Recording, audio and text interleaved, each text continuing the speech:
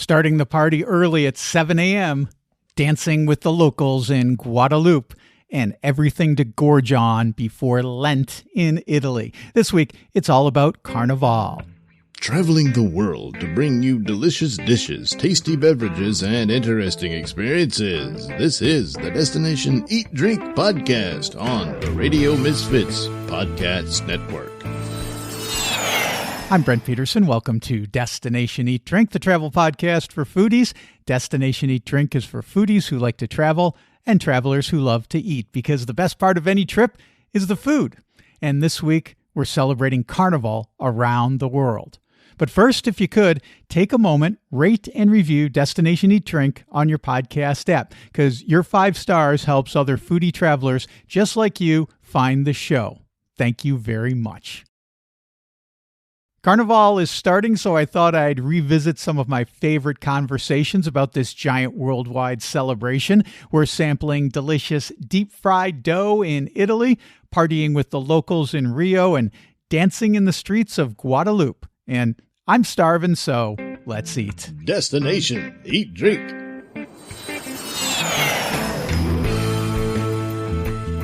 Tony Mazzaglia is the founder of Taste Florence Food Tours. She takes hungry and curious travelers around her adopted city of Florence.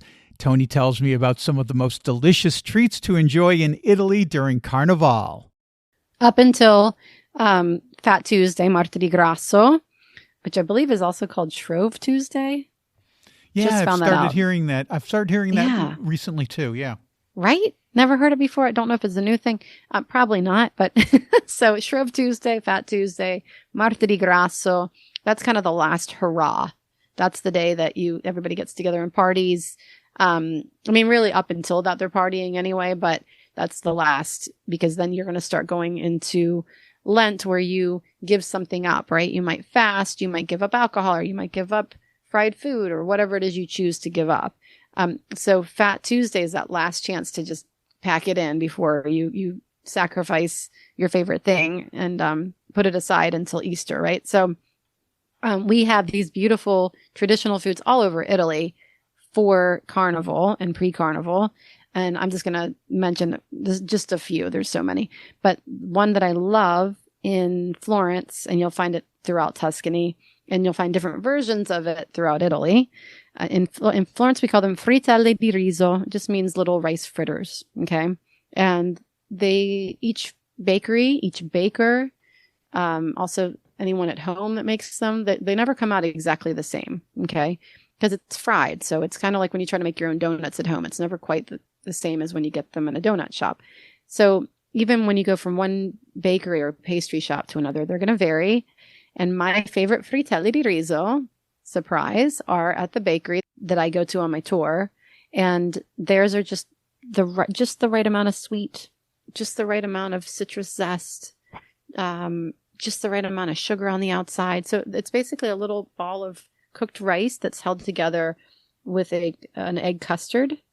And it has usually it'll have some lemon and orange zest. It'll have maybe some orange blossom essence added into it. You'll find that a lot in Italian desserts. And then it's just fried. And then after it's been fried, it's rolled around in sugar. Okay. It's really good. So it's a sweet, it's a dessert rather than a savory like an arancini. Yeah. Mm-hmm. Exactly. This is a dessert. Actually, all the Lent food I'm going to mention, I'm sorry, not Lent. All the Carnival items are sweets. And then for Easter, I'm going to give you savory and sweet.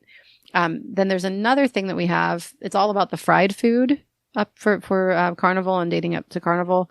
So also cenci. Cenci is the Florentine and some other parts of Tuscany, but mostly Florence, way of saying the fried dough. Okay. That's their name for it. But cenci translates to rags. So you think of like a rag that you wipe your counter with, or even with your floor, right? They're not cut into the same shape. They're just kind of haphazardly cut into squares, but sometimes it'll be a rectangle. They do come out looking like rags because they have that little jagged edge from the little roller. And so in Florence, we call them cenci, little rags. But in other parts of Italy, in southern Italy especially, you're going to hear, well, there's tons of names for fried dough, but my favorite in southern Italy is chiacchiere. Chiacchiere. So, chiacchiere is chatting or chats, okay? Or even, I don't want to say gossip, but sometimes it could be used for gossip. So, chiacchiere is the word for fried dough in other parts of Italy, especially in the south. And rumor has it that they're called chiacchiere because of that crunchy noise they make. It almost sounds like people chattering in the background, you know. So those are just a couple of examples of things that I love to eat during carnival time. So, quick question about the chiacchiere. I'm butchering the name. Chiacchiere. Chiacchiere. Sorry. Oh, that's okay. Are they crisp and crunchy all the way through, or do you bite into them and there's crispy on the outside and doughy on the inside? What are we getting exactly? Good question. They tend to be flat. So they don't rise enough to be, like soft inside like a donut. Mm-hmm. They're more, it's almost like a savory, I don't want to say savory cracker.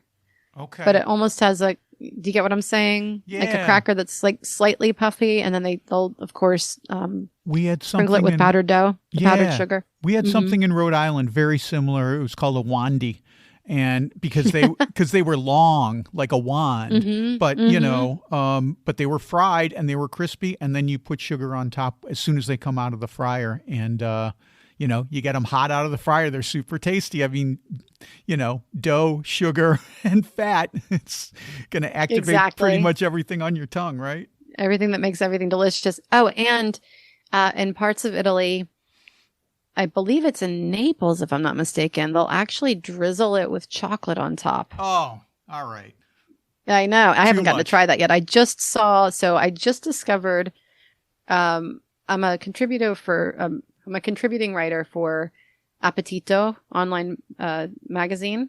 And so sometimes they'll post articles by other writers. And I'm like, oh, I'm so glad I read that. I didn't know about that person. This woman started a company called Body by Rigatoni. And I love that name. That's so funny. And it's just like really fun merchandise, basically being proud of being Italian and Italian food, right? And so I started following her, and I discovered that they put the chocolate on because she had a video of it. Monica Cesarato is a writer, podcaster, and guide who champions the food and culture of Venice. She tells me how to spend time in the most famous carnival city in Italy.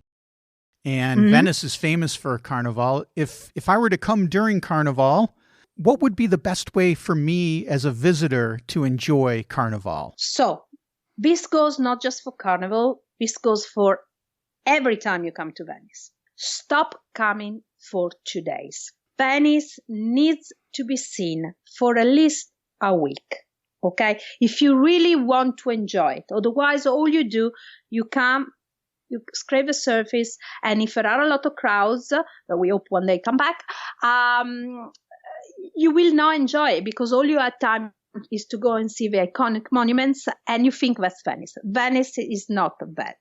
Venice is so many million things to do. We got more than 100 churches, over 40 museums and exhibitions. There's so many experiences that needs to be done. So again, with Carnival, if you come for a couple of days, all you do is usually people end up here for the busiest days, and all they get upset is because there are so many crowds and they can't do nothing. Come over for a week. Come enjoy. Hire costumes or come with your own. You don't have to hire a costume, okay? The beautiful costume that you see out there is not the Carnival. The Carnival, the point is that people just come and dress up. It's a bit like your Halloween, okay? And, you do not have to go to a ballroom dance. Do if you want to, but it's not, if you cannot afford it, no problem. There are things happening on the streets. There are, like for example, we offer cooking classes dressed in costumes. There are, parties happening that are not the one with all the classical dresses, but they are much, easier ones. So there is a lot that you can do. But as I repeat, if you come and do it only for 1 or 2 days, you don't get it. You just don't get the old feeling of it. That is pretty magical. Tom LeMeasurer is the brains behind Eat Rio. He tells me how to best enjoy Carnival in that famous Carnival city. Tom, it's Carnival season. You've got hundreds of thousands, if not 1 million people coming to Rio to experience Carnival. What do you tell people if they're coming down for this giant crush of humanity? What's the best way to experience it? And, how can they really experience it without, losing their minds in this huge crush? I mean, it really is an intense party. Officially, it starts either Friday night or I think Saturday morning, really, and runs through till Wednesday afternoon. But the reality is that the parties have already started, mostly on the weekends.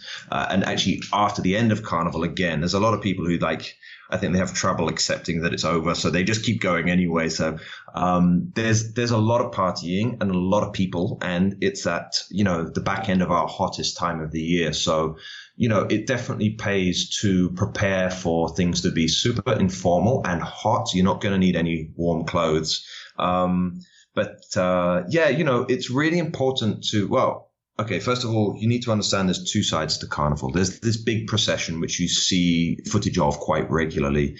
People sit in tiered seating. You buy tickets for this part of the Carnival. This is where you have the samba schools. This is where there are judges marking it. And it's quite carefully choreographed, and it's an amazing spectacle.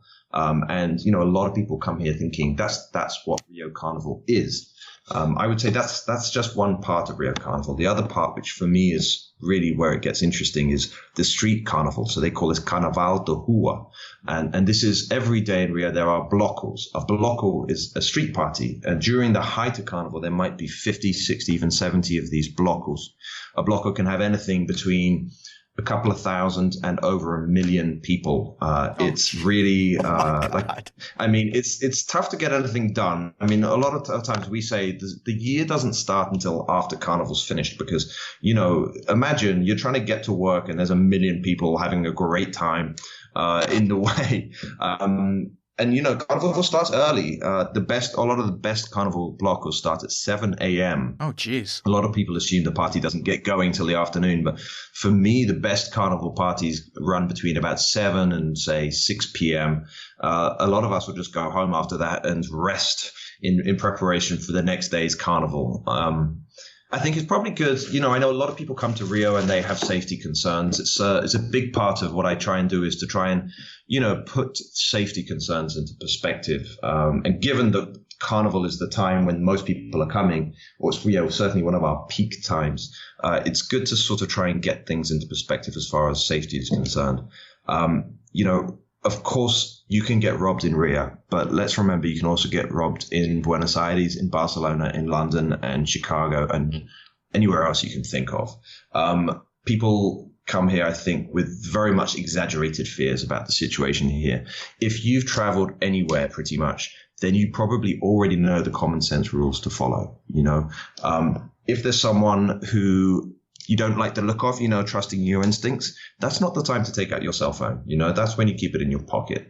If you've got a really, really valuable Rolex watch, maybe leave it at home. If you've had a few drinks, and you're out on the streets at night, that's not the time to go wandering down a dark alley on your own.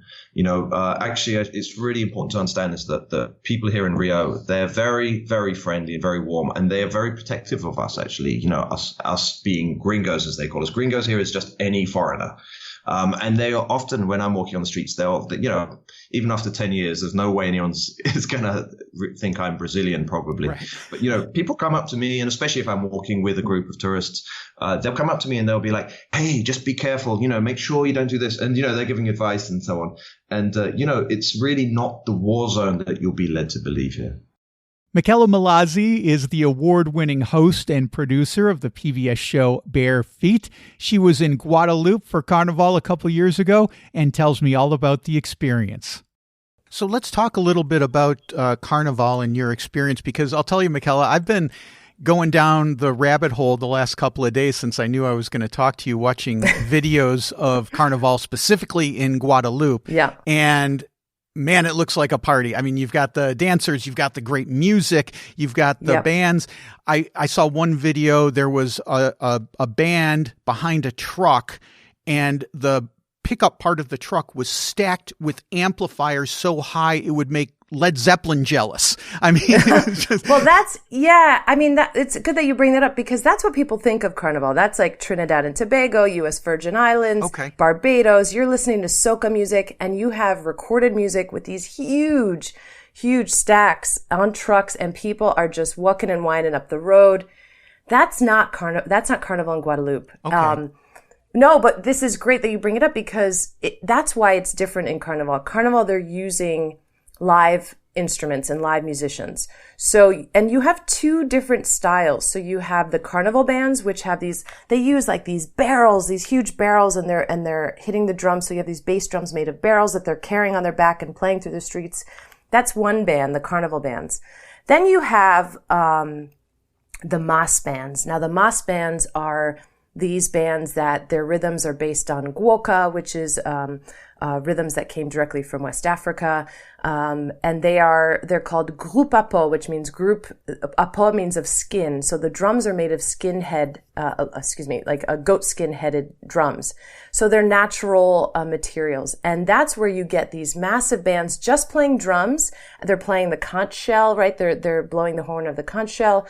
They're shaking the shashas, which you'll see. I play one of them. It's a calabash fruit that's hollowed out and the seeds are put back in. And so you have these marchers, like at some point, thousands of people marching led by these mas bands. And they're very much, those are your activist groups, right? Those are the people who really were the forefront, I think in the 90s, where they fought hard because it was illegal for them to make this music. Think about that. It was illegal for them to make this music and celebrate, and they fought so hard to say, look, this is our voice. We are the voice of the people. This is the rhythm of the people. Our languages of the people. And now they teach Creole in school. These rhythms, there are mas bands in every neighborhood. So it's almost like an association.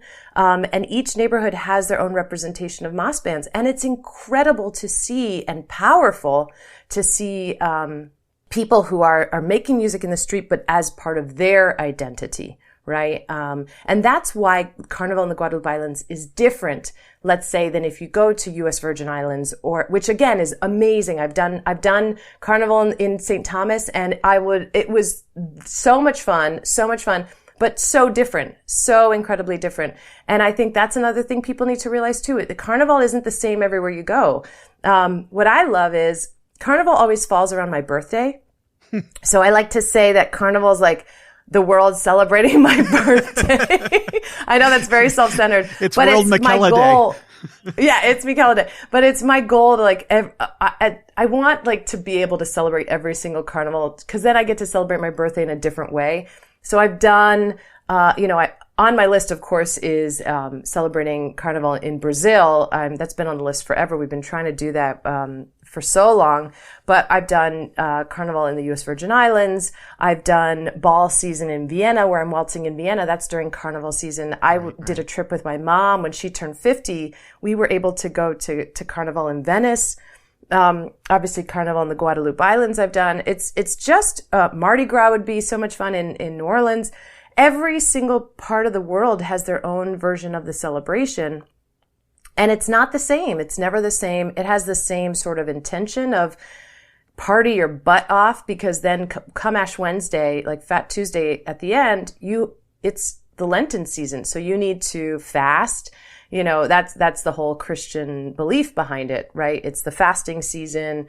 It's the dry season. So there's purpose behind it, but it's like, party your butt off because for the next, 8 weeks, you can't, right? Yeah. So until Easter. It's 6 weeks of Saturday night because Sunday is coming, Sunday morning is coming. Right. Exactly. So tell me, Michaela, about some of the dances that you did and some of the dances you learned at Carnival in Guadeloupe. Yeah. One of them was, it's an intangible heritage of Guadeloupe. It's called guoka. Guoka is a collection of 7 rhythms So you have guoca drumming and guoca dancing. And to me, it reminded me a lot of Puerto Rican bomba. For anybody on here who's listening, who knows of Puerto Rican bomba, it's the same idea. Again, Caribbean, brought over from Africa. The enslaved people used it to communicate with each other. But in guoca specifically, there are 7 rhythms that convey 7 different emotions, whether that's sadness, hard work, joy, love. All of these rhythms convey a different emotion. And each rhythm is like a voice. And then the dancers sort of lead the conversation between the drummer and the dancer. So if a dancer is making a gesture, the drummer reacts to that gesture versus vice versa, right? So you have other drummers that are keeping the rhythm, but the main drummer will accentuate the movements of the dancer. So they're having a conversation, and that in itself was just so beautiful because all of the rhythms from that spawn from that. So the moss bands with the goatskin drum heads, the carnival bands, they use the tumblak rhythm, which is the joyous rhythm. A lot of their dances in the carnival bands are using tumblak dance moves, which is the joyous rhythm from guoca. So guoca is like the root of music and dance and even language and just the rhythms that you hear throughout the island. So it was a real honor. I went to a school called Academiduca, which is a school that anybody can go to. So if you're visiting the island, you can go take a class. It's a beautiful dance school, and they have guoca drum lessons and guoca dance lessons. We talked about this a little the last time you were on, all those months ago. And one thing that amazes me about your show, Michaela, is how quickly you are able to pick up these dance moves, specifically to the Guadeloupe dance moves. How difficult was it? Were you able to pick it up quickly? And you're always so forthcoming. Any embarrassing moments? Yeah, no, guoca, it came to me, it felt very familiar, I think, because, like I said, I've done, bomba. I felt the more dances I get to do around the world, the more familiar things start to feel because I'm sort of piecing together, oh, this feels like this rhythm and this feels like this move. So, I also have to say it's a testament to the people who bring me into their culture, right? I get to pick up the moves easily because I feel comfortable and they are so open to me. So I just felt so warm and welcome there by the teachers and by everybody who was there. And so I just had so much fun where I felt free. I felt it's a very improvisational dance. So I was taking the class and it was wonderful. And then in the end, you'll see we're in a circle and everyone has their time to converse, quote unquote, with the main drummer.